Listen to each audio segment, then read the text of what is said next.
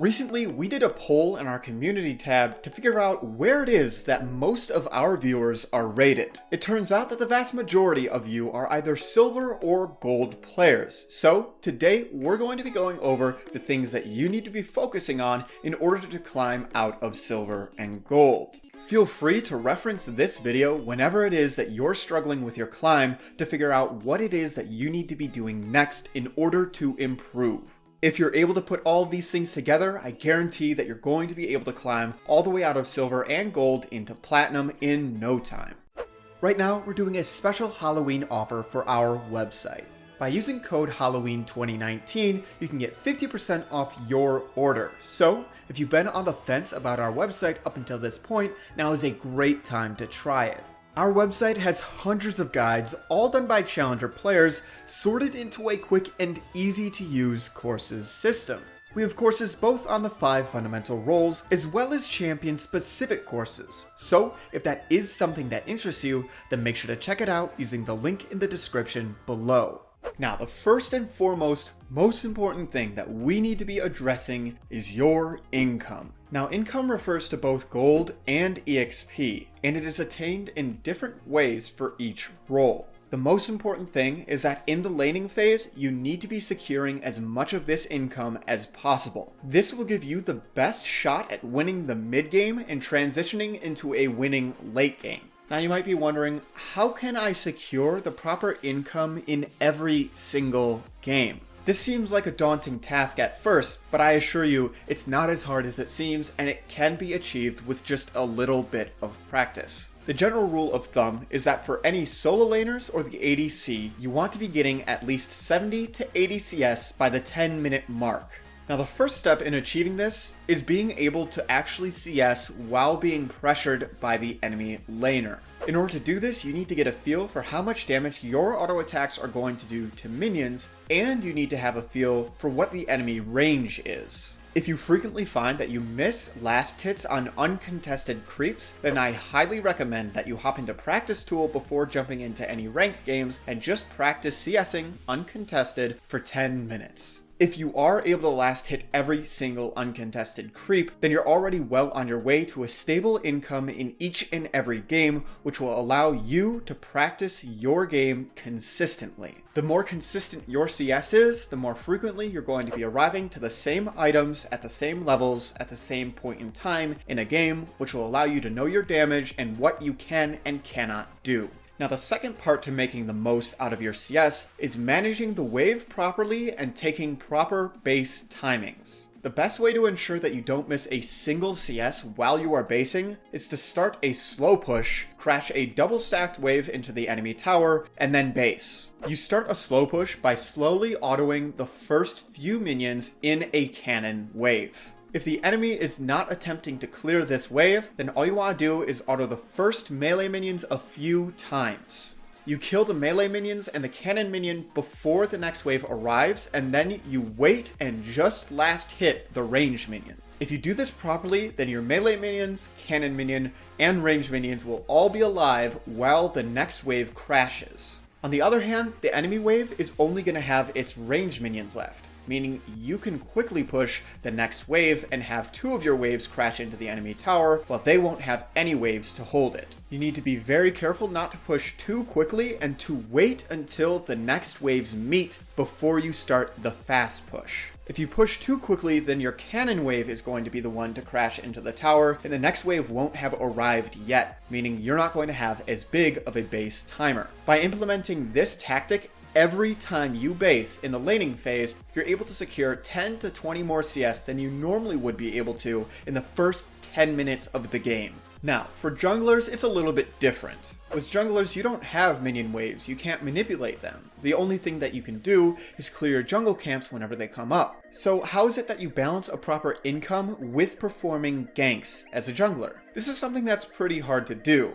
but the general rule of thumb is it's okay to have 1 or 2 camps up. But if all 4 of your camps are up, then it's time to go back into your jungle. It means you're ganking too much. On the other hand, if you're only clearing and you're not ganking at all, then you're missing out on a lot as well. Remember, ganks translate into kills, and after performing a gank, you are allowed to tax the lane. As a general rule of thumb, if your laner got the kill, then you're entitled to the CS. If you got the kill, then all you do is help push, and you get the EXP, leaving the CS to your laner. If your laner dies during the gank, then generally what you want to do is either freeze the wave if it's already pushing towards your tower, or hard push the wave and crash it into the enemy tower if it's not pushing towards you. You never want to immediately walk away from the wave as a jungler after performing a gank.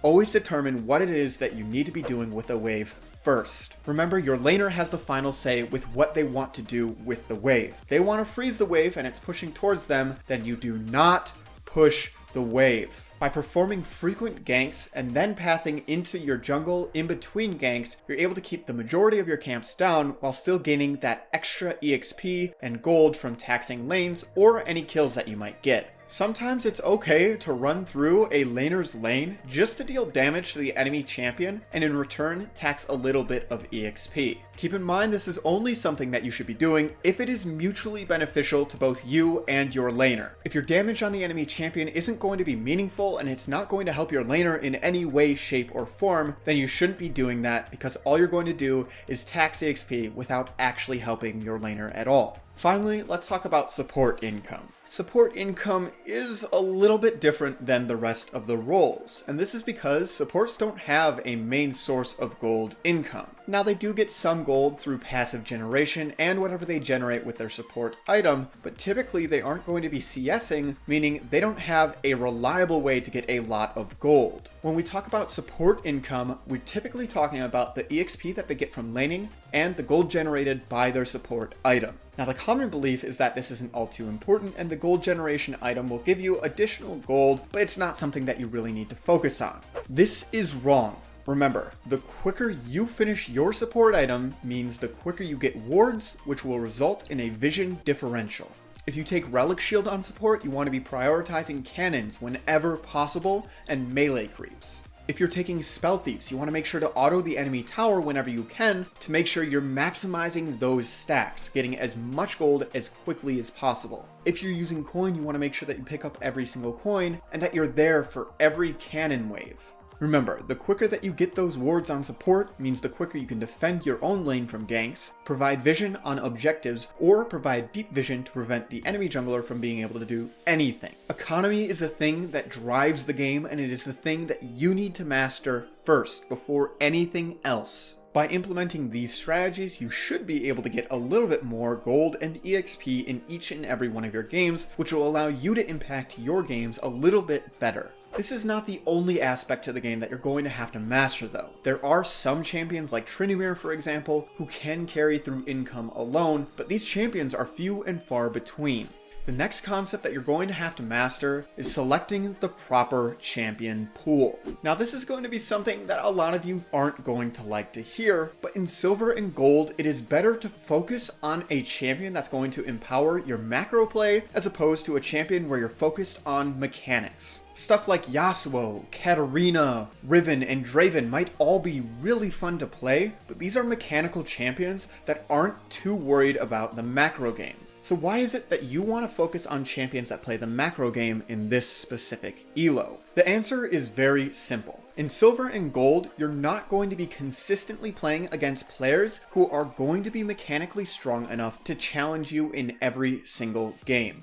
Remember, the fastest way to improve your mechanics is just to play against somebody who's better than you mechanically. It's better to wait until Platinum and Diamond to develop your mechanical ability and focus on developing something that you can work on in every single game, which is macro. Macro is something that you challenge yourself to. It has very little to do with what the enemy champion is doing, which allows you to practice it in every single game, meaning you can improve your macro really quickly if you put your mind to it. Remember, macro is different for each role that you play. Laners are going to want to determine what to do with the wave, when to freeze, when to push, proxy, dive, that sort of thing. Junglers are going to want to determine when to perform counter ganks, dives, or take objectives off of the map. Supports need to know how to freeze the lane for their ADC when they're not able to be there. They need to know when they should be roaming and returning to the lane, and they need to know whether or not they should be going for deep vision or defensive vision. Now, I can't tell you in a video when it is optimal to be doing each and every one of these things. This is why you're going to need to practice them. If you're able to frequently ask yourself in the back of your head what you should be doing at this current point in time, then your macro is generally going to be improving as you play. Autopiloting is the nemesis of developing your macro play. Always be asking yourself what you should be doing next. And even if you make the wrong decision, that's okay because you're learning from it. Playing on autopilot means no decision will be made, meaning you're not going to know whether or not you made a mistake, and there will be no learning. So what if you're doing all these things up until this point? You have a champion that heavily improves your macro play, you're able to hit 80 CS per 10 minutes on this champion. What's next? These two things alone should be enough to get you into platinum, but if you're not able to get there, then there's one more thing that you're probably not doing. This is establishing consistency and playing the ladder. Now, playing the ladder isn't all too important in this elo. The only thing that you really need to do when playing the ladder in silver and gold is make sure you dodge guaranteed losses. This is going to be stuff, for example, if you see a Janna jungle or a Yuumi jungle or something like that. If you're able to dodge 1 out of every 10 games that looks like a guaranteed loss, you're going to be sparing yourself a lot of MMR, which will allow you to climb a lot quicker. Now, the second part of this is consistency. You might be doing all of these things, but you might only be doing them some of the time. The other times that you're playing, you might be playing on autopilot. Remember, who you are as a player is a result of your weakest link.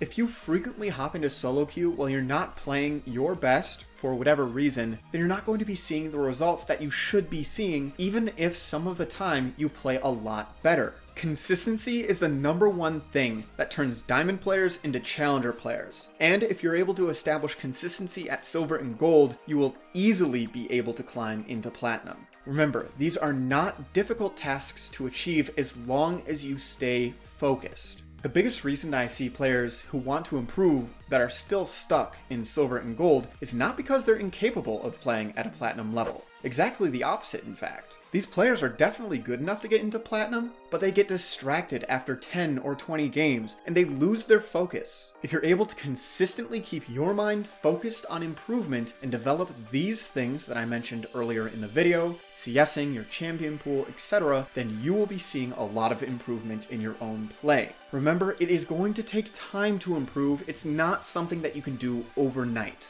Improving is different than winning. Just because you're winning doesn't mean you're getting better at the game, and just because you're losing does not mean you're getting worse. If you focus on improvement and these tips rather than your winning and losing, then you will eventually see yourself climb through the elos. Right now, we're doing a special Halloween offer for our website. By using code Halloween2019, you can get 50% off your order. So, if you've been on the fence about our website up until this point, now is a great time to try it. Our website has hundreds of guides, all done by challenger players, sorted into a quick and easy to use courses system. We have courses both on the 5 fundamental roles as well as champion specific courses. So if that is something that interests you, then make sure to check it out using the link in the description below. I have checked out a lot of the content on there myself personally, and I can honestly say it is all very high quality. If you're looking to climb towards this end of season, our website is one of the best resources out there for you. If you're looking to climb this end of season, our website is one of the best learning tools out there for you. As always, I'm Panther. I hope you learned something valuable, and I will see you in the next one.